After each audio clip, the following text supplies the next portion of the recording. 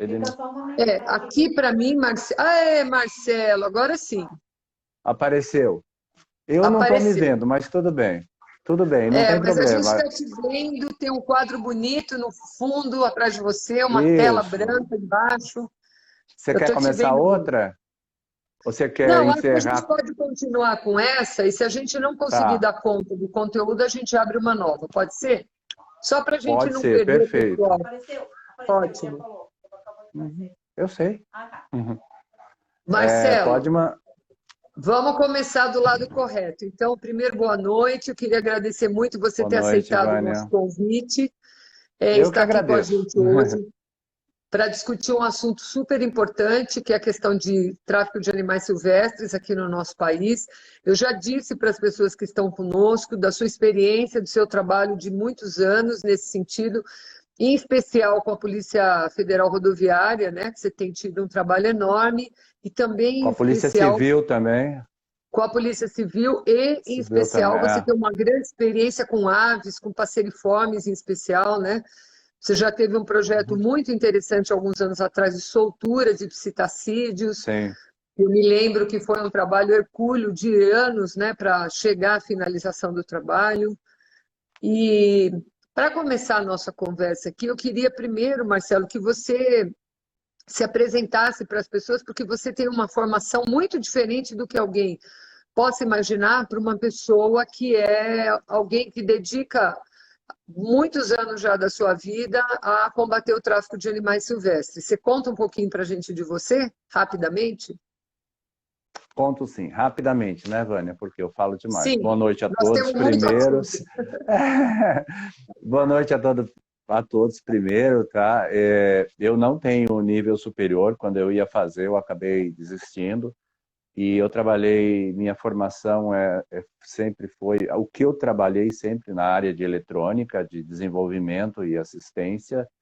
E lá em 1989, por uma questão de paixão, de consciência, de alguma coisa que me moveu, eu comecei a trabalhar com essas questões. Hoje eu tenho uma larga experiência, uma experiência larga, estou sendo muito pretensioso, na área de animais silvestres vítimas do tráfico, tanto no que diz respeito à questão da biologia, da medicina veterinária em procedimentos que a gente sempre usou em todos esses anos, do direito, e pelo sofrimento também acabamos no marketing, né, na captação de recursos e tudo. É uma coisa que a gente vem trilhando há muito tempo, e na didática para ensinar, para repassar conhecimento. São sempre trabalhos que envolvem campo e também fora de campo. Fora de campo que eu digo, os trabalhos internos, as reuniões, as palestras, os cursos, as coisas envolvendo o Ministério Público, o Judiciário. Então, a gente além de... Nós pomos efetivamente a mão na massa, em campo, né? Uhum. Eu acho que e há 31 anos já, né? Então, eu acho, Marcelo, que essa sua larga experiência aí já de mais de 3 décadas, né, nesse trabalho, mostra que, diferentemente do que as pessoas possam achar, né, que combater a questão do tráfico de animais silvestres pode ser só uma ação na área de segurança pública ou só uma ação na área da biologia ou da medicina veterinária, mas você deixou claro que não, que existe uma integração, né, de Sim, entendimento desses processos, né, de todas essas áreas para que a gente tenha uma melhoria dessa situação. Mas já aproveitando, falando sobre isso, Marcelo, eu tenho visto que nos últimos tempos você tem participado de várias lives para falar de alguma forma sobre esse tema, né? Tráfico de animais silvestres em diferentes públicos, pessoas da proteção animal, pessoas da área do direito, da biologia, áreas da conservação. Por que você acha que isso está acontecendo nesse momento, Marcelo? O que fez com que, de repente, todas as pessoas, em mais ou menos 60 dias, se interessassem tanto por esse assunto do tráfico de animais silvestres? bom, Vânia, no meu entendimento, eu estou convicto que esse assunto só veio à tona novamente dessa forma por causa da questão do estudante que foi picado pela naja em Brasília. Quando eu fiquei sabendo daquela notícia de um estudante que foi picado por uma naja. Para mim, não foi nenhuma novidade, porque a gente está cansado de ver que existem dentro principalmente da graduação de medicina veterinária e de biologia, inúmeros estudantes que eles ficam... a linha que separa eles do tráfico ela é muito delgada, ou eles acabam pisando na questão, passando para o lado do que não é certo. Em função justificada pelos seus estudos ou porque gostam. Tem uma espécie de sentimento de posse, porque quer ter aquele bicho, porque entende que tendo aquilo, que estando com aquilo, vai melhorar a sua condição de estudo ou tudo mais. Quer dizer, isso é uma coisa absolutamente normal que a gente tem visto, eu pelo menos tenho visto isso nos últimos 20 e poucos anos. O que Marcelo, você acha aconteceu... então que a demanda da sociedade por ter um fascínio pelos animais silvestres, ela já chegou a uma questão da atividade profissional da medicina veterinária? E você acredita que isso tem Com alguma certeza. relação com o aumento da popularização das disciplinas de animais silvestres dentro das escolas de veterinária? Não, Vânia, não, porque o que você vê de disciplina de animais silvestres dentro das universidades, faculdades de medicina veterinária e biologia, e mesmo dentro da questão do direito ambiental, é muito pouco. Todos os estudantes reclamam que as disciplinas são muito superficiais, né? Uma das pessoas que eu conheço e você conhece, que é nosso veterinário, é o professor Celso Martins Pinto, é um dos únicos que eu conheço que tem uma dedicação extrema dentro da universidade em relação aos seus alunos. Mas mesmo que tenha, o espaço cedido pela universidade para isso é muito pequeno, né? Entendi. E você acha, Marcelo, na verdade, que do ponto de vista prático, abrir ou trabalhar esses temas, claro que com super exceção do nosso amigo do professor Celso Martins, que é um excelente médico veterinário que realiza atividades em tantas áreas, mas que tem esse tema dos silvestres como tema central, ele compromete um pouco a ética dentro do trabalho com esses animais, como no caso de Brasília, porque de Brasília, o que tudo indica, tem mais do que só os alunos envolvidos, né, na prática da criação ilegal daquelas serpentes, né? A gente sabe que isso está em investigação ainda, mas que envolvia mais agentes do que simplesmente pessoas como os alunos, os estudantes, com interesse mais particular, de curiosidade, como você diz, ou até uma prática ilícita que fosse a criação. O que tudo indica é que existiam outras pessoas, talvez na própria universidade ou em órgãos ambientais, que participavam do processo de legalização desse processo, né? É nesse sentido que eu pergunto para você o que você acha em relação à ética no uso desses animais. Como é que você enxerga isso depois de 30 anos trabalhando? Você acha que isso piorou, melhorou, está igual? Isso é importante a gente entender porque a gente vê quase que uma sofisticação, né, num caso como esse, de uma prática que já era ilícita, antigamente feito por pessoas comuns e hoje já mais realizado por pessoas. Só um pouquinho, Marcelo. Pronto. Por pessoas ligadas. Tem uma gata que se enroscou aqui, Marcelo, desculpa. Por pessoas ligadas. Antigamente a gente via que isso era uma coisa mais escondida, né? E hoje já está chegando a esse tipo de profissional. O que você tem a dizer a respeito disso? Você acha que tem uma relação, o estudo, o aprendizado, a ética com a possibilidade de achar aí uma fonte de renda? Então, o que acontece é o seguinte, Vânia. O fato do estudante, seja ele na área de medicina veterinária ou biologia, querer ter a posse de um animal silvestre em casa, não é uma coisa que o curso dele compactue com isso. Muitas vezes não estão nem sabendo. Ele quer ter porque simplesmente ele quer ter da mesma forma que um passarinheiro quer ter um passarinho em casa, quer criar passeriformes. Ele o estudo dele, ele entende que necessita ter esses animais em casa. Ele poderia até ter uma condição legal para estudo. Eu não sou contra a questão de se ter um animal para estudar comportamento, uma série de coisas. Então, a universidade não compactua com isso e, pelo que eu saiba, ela não usa animais silvestres para esse tipo de coisa, até porque é diferente de a posse de um animal silvestre para a posse de um animal doméstico, que não exige nenhum tipo de documentação. Já um Uhum. silvestre, sim. Mas é uma coisa do indivíduo, do próprio aluno em querer fazer isso. Agora, o que acontece também que é muito sério é que, não dentro da biologia, mas dentro da medicina veterinária, quando você pega numa classe, né, você está numa palestra, onde você tem 100 alunos lá que você está palestrando, 120, sei lá, e você pergunta quem vai trabalhar com animais silvestres, aí 15 levantam a mão. Desses 15 que levantam a mão, dos graduandos em medicina veterinária, você pode ter certeza que mais da metade quer trabalhar dando cuidando de animais silvestres em seus consultórios, né? E como, como que esse futuro, esses jovens no futuro, depois de formados, vão ter animais silvestres para trabalhar em seu consultório? De duas fontes, ou vindos do tráfico, né? Ou vindos de criadores comerciais. Então, depois talvez você vai entrar até nessa questão, muitos primam pela criação comercial de modo, porque se não tiver criação comercial, não vão ter clientes para que aqueles médicos veterinários possam atender, né?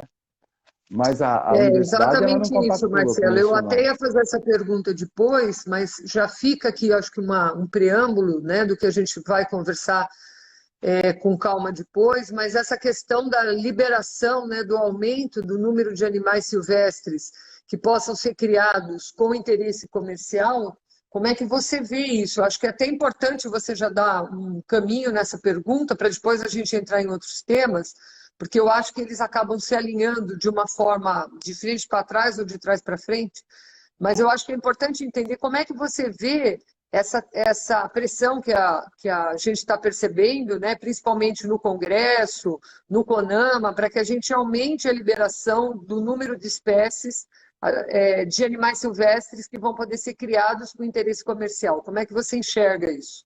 E isso Então, pensando nessa prática do combate ao tráfico, né, que é a sua área. as portarias referentes à criação de animais silvestres em cativeiro dos criadores, que hoje são mantenedores, são conhecidos como mantenedores, tanto para comerciais como os antigos conservacionistas e os científicos, isso aí saiu lá no início da década de 90, de todos eles, né? A questão dos criadores comerciais, hoje, eu não vejo, a justificativa de todos é que a criação comercial, ela diminuiria a demanda do tráfico. Não, ela não diminui a demanda do tráfico de forma alguma. Por quê? Hoje, só vou te dar dois exemplos, assim, bem... Hoje, se você for comprar um papagaio verdadeiro, Amazônia estiva, de um criador comercial, você vai pagar no mínimo 2.500, de 2.500 a 4.000 reais. Hoje, se você for comprar um papagaio do tráfico, está na faixa oscila de 280 a 400 reais. Quer dizer, o público que consome animais silvestres oriundos do tráfico não é o mesmo público que consome oriundo de criador comercial. O público que compra um papagaio por 300 reais não vai ter grana para pagar 3.000 reais num papagaio. E aí tem um outro agravante, que é o seguinte, as instituições públicas, infelizmente, não fiscalizam com rigor, mesmo que os criadores comerciais tivessem animais realmente nascidos em cativeiro. Hoje o poder público não fiscaliza esses criadores da maneira que deveria fiscalizar com relação à paternidade dos filhotes nascidos ali, né? Quem me garante que aquele filhote A, B e C é filho do casal X mais Y. Então, não existe esse tipo de fiscalização. Todo mundo dá amém para tudo, né? Hoje você tem animais como, por exemplo, a Trachemis dorbigni, que é a tartaruguinha a que vem lá do Rio Grande do Sul, a verdinha, da Lagoa dos Patos, daquela região. É uma tartaruga que é vendida como oriunda de criador comercial. Como é que você vai saber se aquele filhote é nascido em cativeiro ou não? Para microchipar um filhote daquele, se você colocar um microchip, embora isso não seja nenhum tipo de identificação, a hora que você coloca, você mata a tartaruga porque você atravessa ela com microchip. Então, essa questão ela é muito mal fiscalizada. Eu não vejo isso como algo que edifique alguma coisa, além de ser uma cultura retrógrada, né? Embora a gente tenha uma cultura dessa questão de ter animais silvestres em cativeiro, uma cultura que vem desde a época do descobrimento, mas é uma cultura retrógrada, que você vai chegar para o teu filho e ele vai ver um papagaio em vida livre, papagaios, e vai ver um na tua casa. E ele vai falar, por que o que está em casa está sob meu domínio e aquele está solto, né? Ou talvez ele nem questione sobre isso, porque hoje eu estou vendo as pessoas que vão no zoológico e dão e não vão com aquele senso de observação para querer entender uma série de coisas, porque o zoológico é um lugar que você entra e fica triste, não é que você fica alegre, pelo menos para mim. Então, as pessoas que vão no zoológico para ver animais, você olha no zoológico, você vê aquelas crianças berrando de alegria, e o zoológico também estimula o senso de posse. Se você chegar para 50 crianças que estão em frente a um viveiro com araras e perguntar quem gostaria de ter uma arara em casa, 51 vai dizer que sim, né? É. Eu acho que o que você falou é bem importante, Marcelo. Eu acho que fecha bem essa questão dessa tendência que nós estamos vivendo da popularização dos animais silvestres, e a gente acaba tendo um conjunto, né, de situações ou de ferramentas na sociedade que vão, se elas não são reais, elas vão sendo forjadas por essa demanda, né, um pouco romântica, um pouco idealizada de ter eu quero ter um animal silvestre em casa para ter um pet que seja Sim. diferente, sem pensar de fato no que isso significa, seja para aquele indivíduo, né, que já sofre e que, na verdade, já vive numa situação super complexa, seja também no ambiente natural, né, porque as pessoas acabam esquecendo que qualquer animal tem um papel ecossistêmico fundamental onde ele vive, né? E para a gente ir por um outro caminho, agora um pouco na nossa conversa, Marcelo, eu queria que você me dissesse como é que você considera a eficácia dos trabalhos de repressão ao comércio ilegal de animais silvestres no Brasil? E como é que você vê, da forma com que é feita a reparação de danos hoje em dia, para essas pessoas que participam do tráfico, né? Como é que você enxerga se isso é uma coisa eficiente do ponto de vista da penalização, se você acha que não é eficiente, até aproveitando uma pergunta que colocaram aqui agora há pouco, e como você enxergaria como uma penalização que talvez pudesse começar a mudar esse cenário? Porque a gente vê muitas vezes que o mesmo traficante é pego várias vezes, né? Responde várias vezes e acaba continuando tudo igual, né? Parece até uma coisa assim, é bem comum a gente ouvir tanto os advogados quanto os técnicos, os próprios policiais falarem que muitas vezes você fica mais... Quem está tentando defender os animais fica mais tempo na delegacia, né, e dentro dessa adequação da denúncia para iniciar um processo do que o traficante, ele é rapidamente liberado. Como é que você enxerga esse processo que acontece no Brasil com as leis que a gente tem? Bom, você fez duas perguntas. A primeira com relação a como é que a gente enxerga as ações de repressão ao tráfico de animais silvestres, tá? Isso. Então, você tem hoje, quando a gente começou nossos trabalhos, eu comecei porque isso em 89 para 90, eu comecei porque eu via uma deficiência muito grande nas ações policiais, ou seja, existia uma ação concreta que realizava uma apreensão e, a partir daquele instante zero daquela apreensão, independente se fosse uma guarda doméstica numa residência, o estouro de um depósito clandestino, uma operação em Feira do Rolo ou uma interceptação de carga, nessas 4 modalidades, você via que poderia aquilo se estender para uma coisa maior por força de vontade do próprio policial ou da autoridade de polícia judiciária que atendesse. Mas aquilo era de uma forma, era resolvido de uma forma muito superficial. Hoje, quando se chega na delegacia, independente que se gera um termo circunstanciado de ocorrência policial, que os crimes hoje contra a fauna silvestre são considerados crimes de menor potencial ofensivo, é impressionante e é decepcionante e nos choca muito ver a superficialidade com que muitos termos circunstanciados são escritos, né? O escrivão de polícia pergunta o básico, muitas vezes o delegado nem vai lá saber a respeito, e aquilo vai para o MP, e aquilo é tratado com superficialidade até chegar no juiz. O juiz também trata com superficialidade e acaba por ali. Às vezes tem inúmeras ações que podem gerar um inquérito policial ou alguma coisa que o valha, mas não fazem. Quanto menos trabalho fizer, isso não é regra, não é para todos, mas a grande maioria. Eu disser que se eu falar que são poucos, não são poucos, são a grande maioria. A grande maioria trata com superficialidade essa questão, né? E você acha, Marcelo, que isso, para se corrigir, qual seria uma estratégia? Por exemplo, você imagina uma capacitação ou uma mudança de lei? Onde você acha que mora o problema para que isso ocorra em tantos lugares e de forma muito semelhante? Para que isso ocorra, para que você possa efetivamente ter trabalhos melhores com a legislação que você tem, pelo menos, você tem que ter uma coisa chamada paixão, né? Tem que gostar do que faz, né? Quantas vezes você quer trazer, por exemplo, a gente já chegou casos com a Polícia Rodoviária Federal de chegar na delegacia com uma apreensão de bichos num sábado, plantão, tipo 11 horas da noite, né?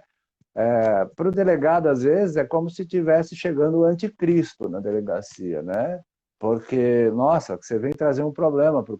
Que problema? As pessoas estão ali para trabalhar, elas precisam trabalhar, né? E só complementando a tua segunda pergunta com relação à legislação.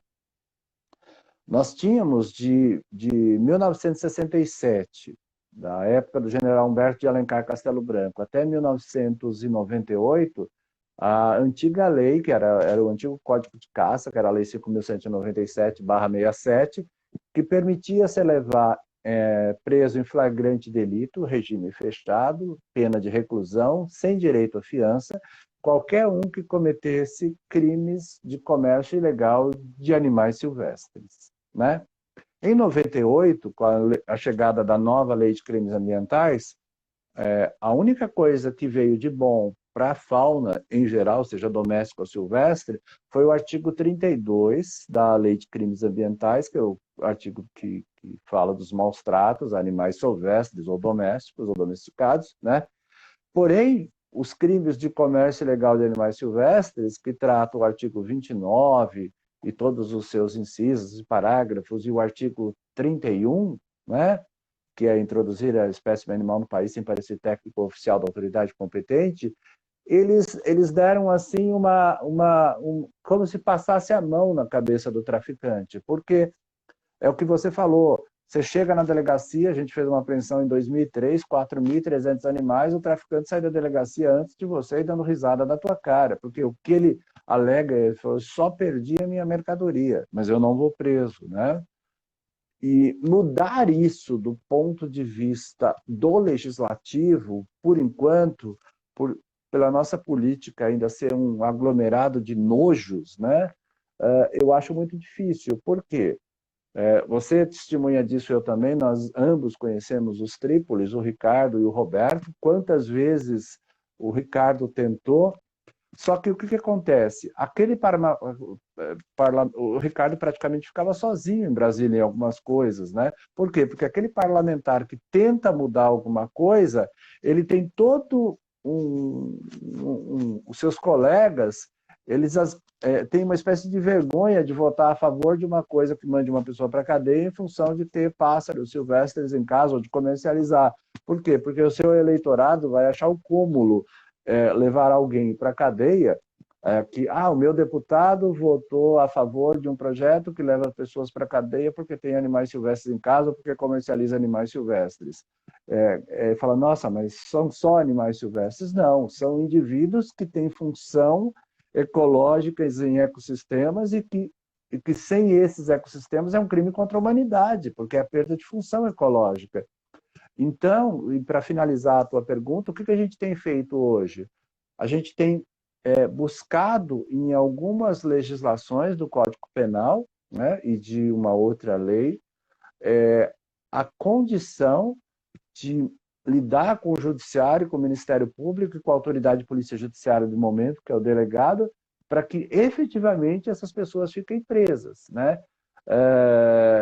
O que seria isso é uma coisa que talvez aqui numa live nem é bom falar, porque senão o trabalho de inteligência ele deixa de ser de inteligência, né?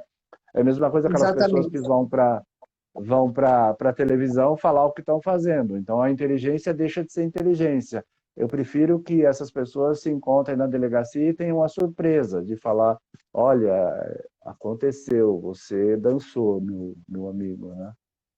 Então é isso. Marcelo, é realmente um desafio, como você falou, me chamou muita atenção, né, como você disse, que isso é o comum, né, não é a exceção. A gente sabe que quando essas pessoas são, de alguma forma, apreendidas temporariamente, né, para que seja feita pelo menos a instalação desse termo circunstanciado, ou que a pessoa, enfim, sofra algum tipo de cerceamento do seu direito de ir e vir por alguns instantes, o que eles dizem é sempre isso: foi só a minha mercadoria que foi apreendida, né? E a gente Foi vê, e eu perdida. fico de vez em quando um pouco chocada, com a quantidade de vezes em que, por um acaso, a polícia rodoviária para um veículo, por qualquer motivo. Eu já vi casos em que furou o pneu do ônibus, e aí, na hora que foram tirar algumas coisas, né, bagagem do porta-mala para tirar o pneu do ônibus, que fica mais ou menos ali no mesmo lugar, encontraram bagagem cheio de aves silvestres, né? E, em geral, Marcelo, essas aves elas são conduzidas para centros de recuperação, que são pouquíssimos, né, no país, mesmo no estado de São Paulo, são pouquíssimos. A gente sabe que a qualidade de recuperação desses animais é muito precária, né? As condições que eles chegam muitas vezes são precárias, as condições necessárias para a recuperação muitas vezes não são disponíveis. E depois de um árduo trabalho feito por técnicos, por voluntários, porque a gente sabe que muitas entidades, por exemplo, como a Associação Mata Ciliar e outras, né, que a gente conhece, eu estou citando a Mata Ciliar porque ela fica aqui pertinho de mim, em Jundiaí, é, a gente vê que tem um enorme trabalho de soltura desses animais, né? Então, eu queria que você falasse da sua experiência em relação a isso, como é que você enxerga o resultado de toda essa etapa, né, que é a apreensão, a destinação, a recuperação, depois todo um trabalho de preparo, muitas vezes que tem que esses animais serem levados para outros estados, né?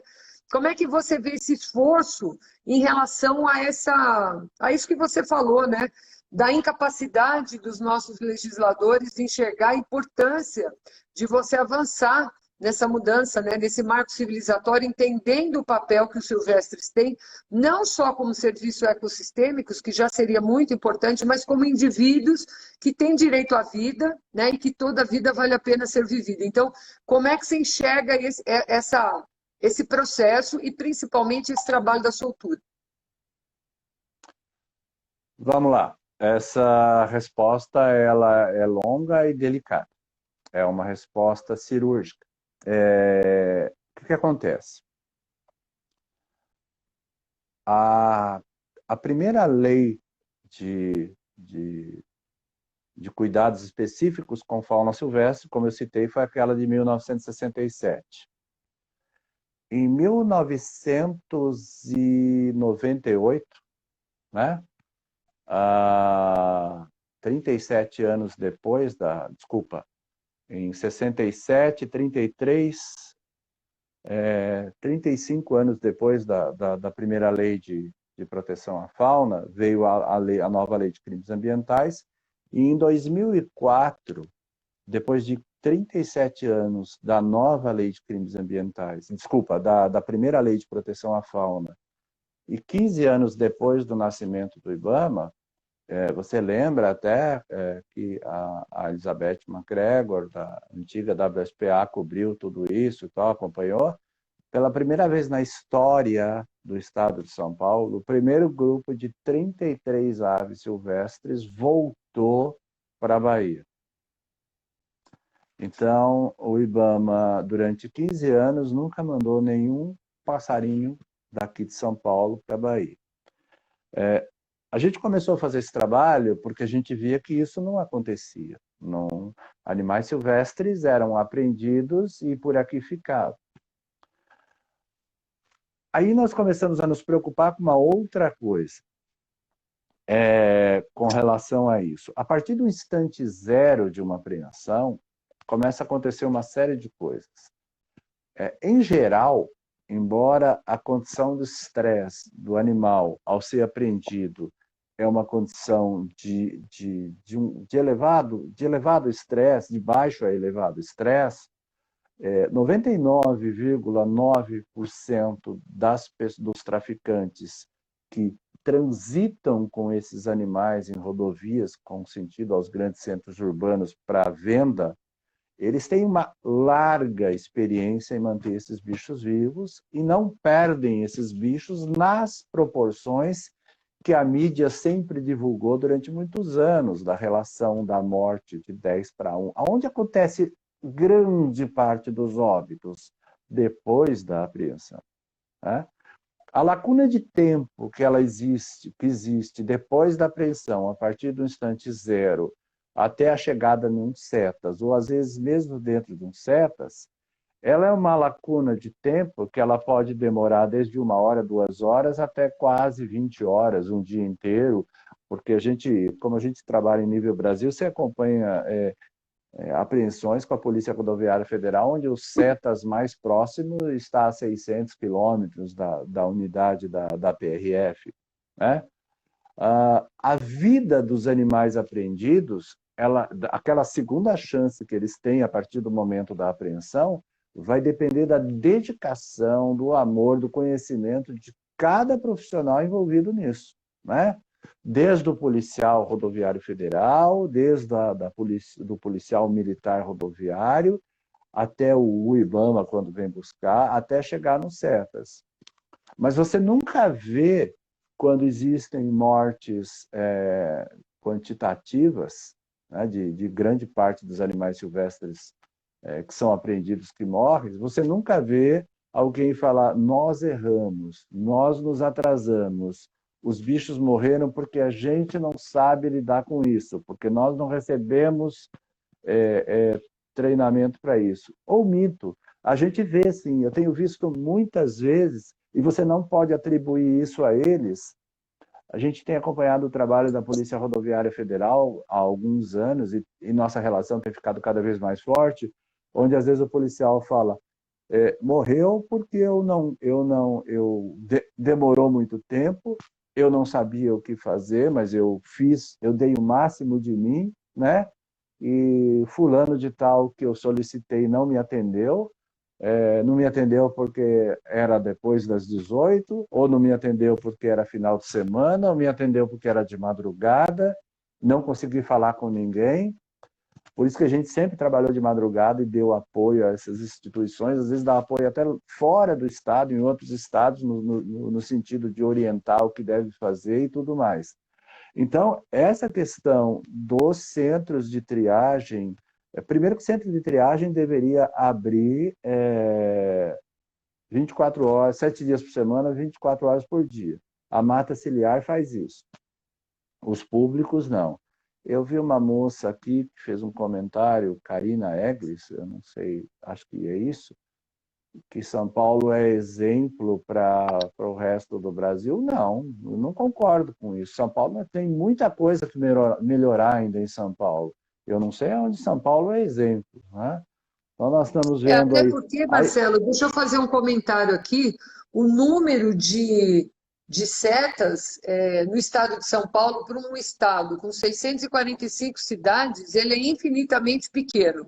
E ainda a gente tem a falta, eu queria só fazer um comentário que na sua fala fica evidente a falta de uma política pública, de fato, para a gente ter uma cadeia positiva de resgate, recuperação e devolução dos animais para o seu ambiente natural. Aqui a gente não está nem falando do combate à questão do tráfico de animais, mas sim uma cadeia importante na recuperação dos animais, né? Que eu acho que é uma grande falha que a gente observa e que, com o passar dos anos, ela não se resolve. Na verdade, na minha visão, que acompanha o seu trabalho, da Mata Ciliar e de outras entidades afiliadas ao Fórum, e mesmo conheço setas de outros estados, onde as pessoas têm uma enorme dedicação, e se elas não põem dinheiro no bolso, muitas vezes, para as coisas mais básicas, os animais morrem mesmo porque não têm recursos, né?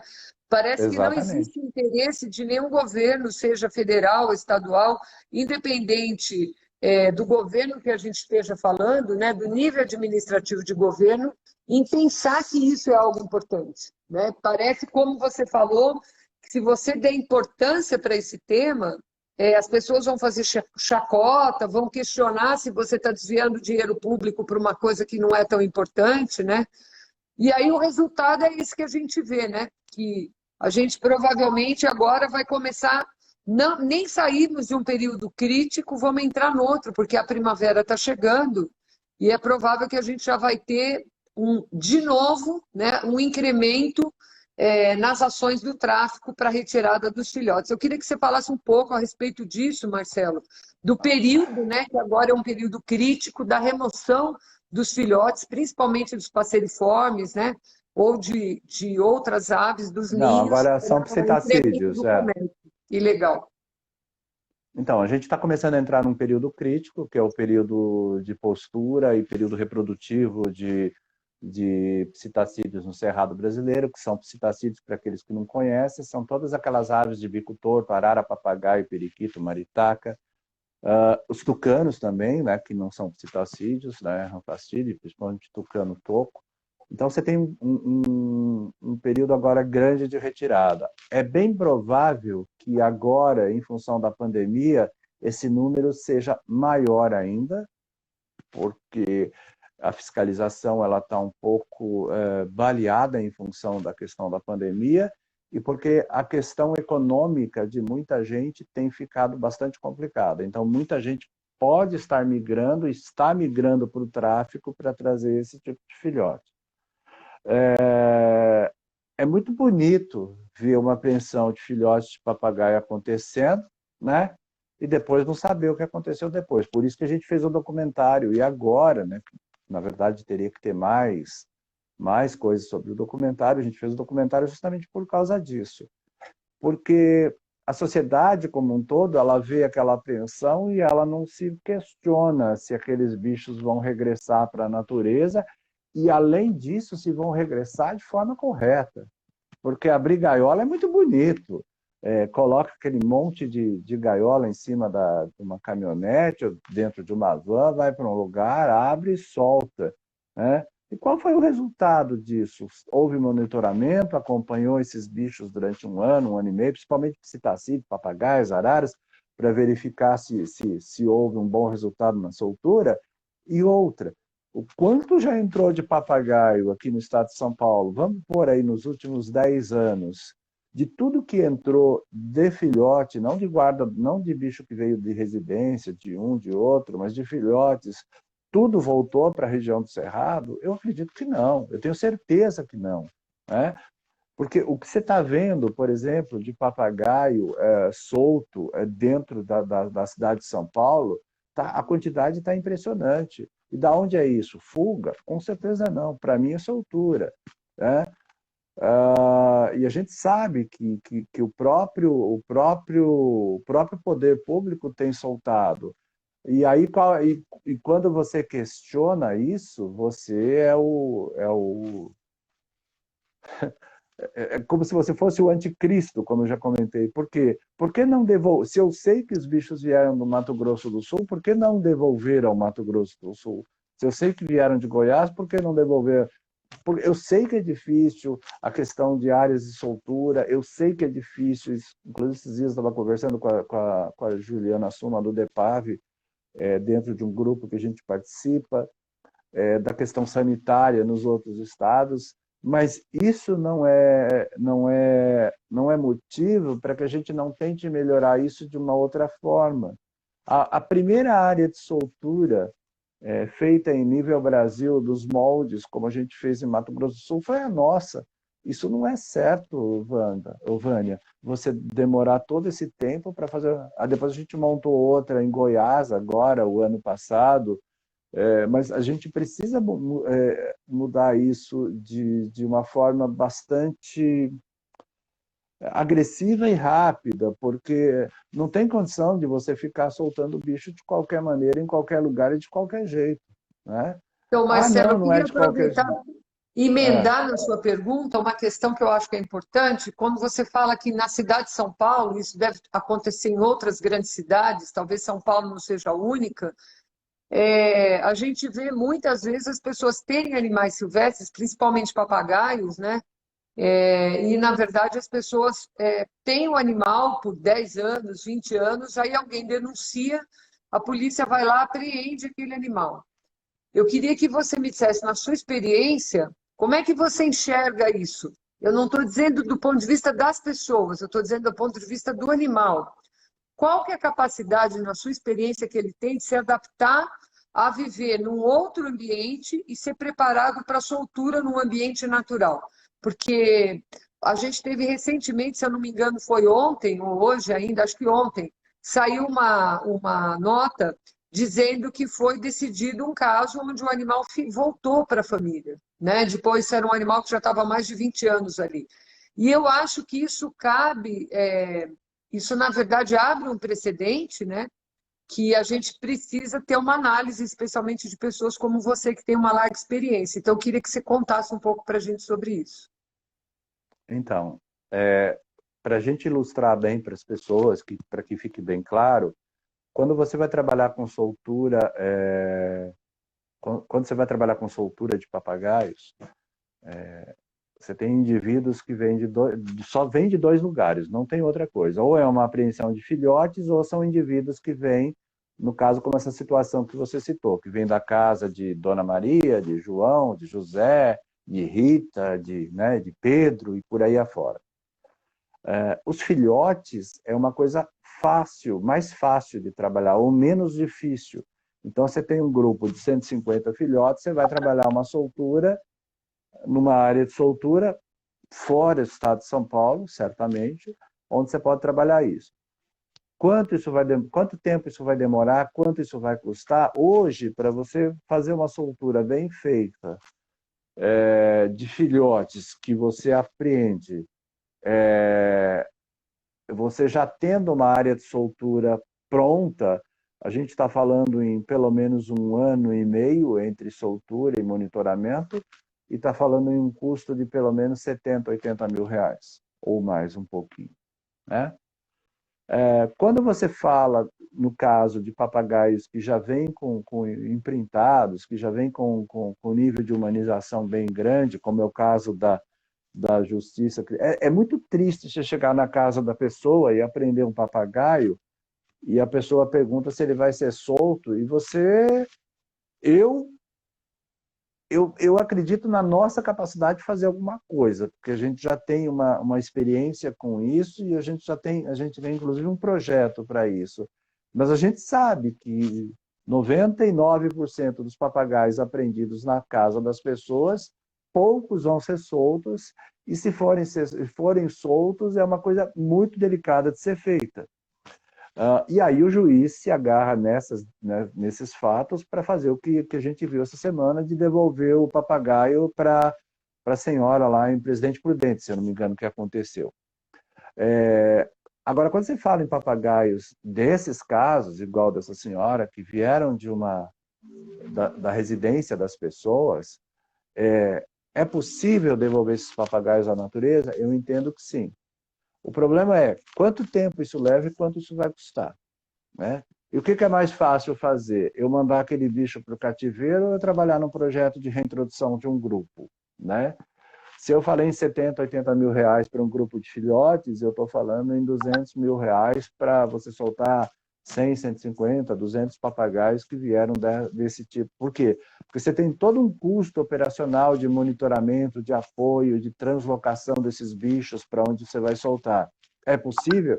Absolutamente possível. A gente tem um projeto que nós vamos começar agora, provavelmente o ano que vem, chamado Escola de Papagaios, que é um projeto que visa dar suporte a esses indivíduos com de médio a elevado nível de humanização, para você mostrar que é possível devolver esses bichos para a natureza, de forma correta. E detalhe, quando você fala em devolver papagaio, você também tem que trabalhar as questões de genética populacional, então tem toda uma preocupação em volta disso, né? Então, é possível devolver sim. Quanto isso vai custar? Custa caro, né? Infelizmente, custa caro. E quando não dá para devolver, acontece o que a gente viu aí no caso dessa Presidente Prudente. Isso está acontecendo muito, tá, Vânia? Está acontecendo demais. Eu usei esse caso para exemplificar por conta disso mesmo, eu já vi vários casos. Marcelo, eu só queria fazer uma colocação. Você concorda que daqui a pouquinho vai terminar nosso tempo? A gente perdeu mais de 10 minutos no início. Que a gente abre uma nova live para continuar. A gente tem algumas perguntas, eu também tenho perguntas para fazer para você. E eu vou convidar as pessoas aqui que, quando faltar 2 minutos, eu vou encerrar essa live e vou abrir outra, tá? O que eu queria te perguntar rapidamente, que você possa responder, Marcelo, ainda sobre esse assunto, como é que são previstos os recursos, por exemplo, para você, na SOS Fauna, que é uma ONG, assim como na Mata Ciliar, vocês recebem recursos que não são recursos que venham de forma fácil, né? Eu queria que vocês exemplificassem, por exemplo, a escola de papagaios que você está pensando, de onde vai vir o recurso para esse tipo de atividade? Então, Vânia, uma coisa ontem, até eu estava conversando com uma advogada que tem nos ajudado, na verdade duas. A gente tinha o Fábio, que inclusive também está aqui na live, o Fábio Cavalheiro, filho do Dr. Rui, lá, que são super amigos. E uma das coisas que você sabe que a gente tem eu não vou citar nomes, a gente tem uma multinacional norte-americana que nos ajuda com produtos de perda e abandono de carga aérea, mas isso é para nos ajudar a nos manter e a gente seguir em frente com o mínimo necessário, combustível, gasolina, alguma viagem, essas coisas, né? Ontem, eu, inclusive, estava conversando com essa advogada que você até conhece, que é a Núbia, né? Núbia Soares, de Indaiatuba, que a gente pretende, e o que nós queremos fazer, e o que eu já quero fazer há alguns anos, é que as organizações elas precisam ser autossustentáveis. É o que o Celso sempre fala, professor.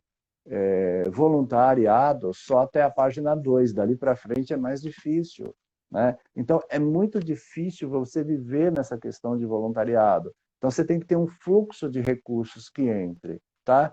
Da onde pode vir esse fluxo de recursos? Ele tem que vir de associados, né? Não tem jeito.